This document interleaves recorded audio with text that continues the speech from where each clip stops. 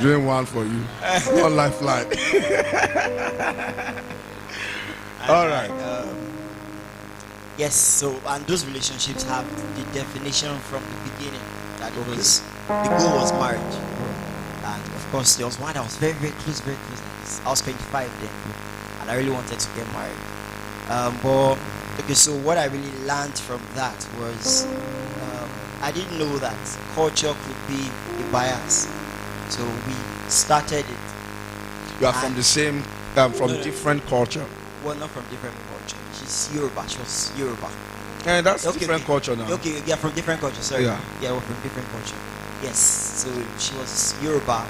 Of course, I was Delta, Yoruba, and so we started it, committed, and all. It was going well. It was going well, and already envisaging home, future, and all. And then when I finally met the parents. I think there's this greeting thing. So I greeted. You didn't greet. You didn't do ballet. Yes. So and wow. that was something I didn't learn very well before I got there. So I greeted. I still did the whole bowing thing like this, yeah. So that's when the woman just said that this guy is not Yoruba. Yeah, definitely. So he asked the daughter. Asked the daughter, is that, are you Yoruba? Is he Yoruba? And then he said no, it's Delta. Say, oh, Moigo, something like that. And I'm like, I'm Moigo, I'm Delta, I'm South. You are even explaining that. You are even correcting your No, I just No, that's part of the mistake. No. That's part of the mistake, you know. All right, sir. Yeah, you see, no. No, she asked me though if I was Igbo, and I said I'm not Igbo. Okay. I'm actually from South. Okay. So, and that was how we mom said. All right. So she didn't give me that. She didn't show her displeasure. That particular moment. It was later. Myself and the lady. It was similar as if nothing even happened, and we're still good. And all that. Until one day, I kind of sensed that it was going to happen that day, and then the lady called me. I think she sent me a message that. Okay, when I said that something was going to happen, I called her and said, what's happening? And she's like, nothing's happening, that she's fine, no, and all that. I said, my heart has not really been stable. I'm not being settled. I don't know what's really happening. And then she told me that I don't know what's happening, but I'm fine.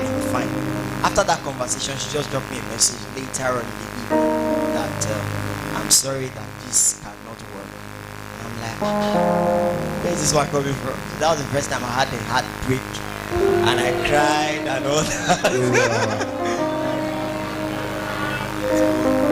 And she couldn't even tell me anything. I was calling that night. She didn't take my calls until later. She now sent me a message that the mom actually said she can't get married to a non-Yoruba, and her prophet has said that this is not her husband. So basically, the lesson you basically learn is you didn't familiarize yourself with the culture of the place before you. Okay, let me just sit down. Thank you. Let me just say some things about that. One, guys, when you grow up and your children are going to be married, please make sure you are not culture biased.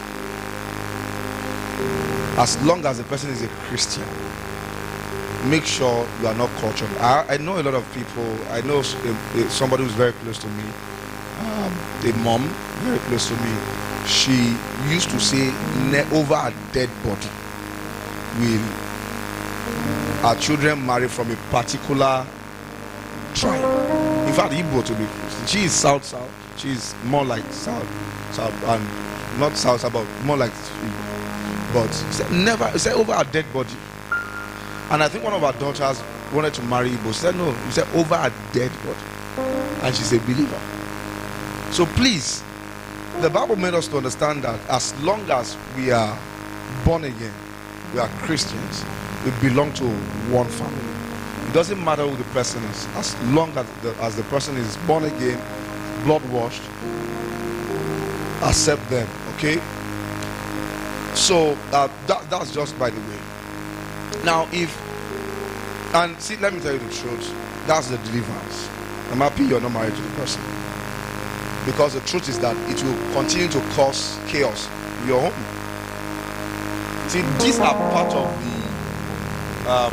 of the avoidable hell. So I would say, well, we are going to go ahead and get married. We don't care. Yeah, we don't care. We're going to get married, and you get married fine, but you begin to experience serious problem in your homes. Especially if the lady doesn't also have a full understanding about what it means to be in Christ, and if she still share a part of parents' view. If you have problems with them and they said I should not get married to him,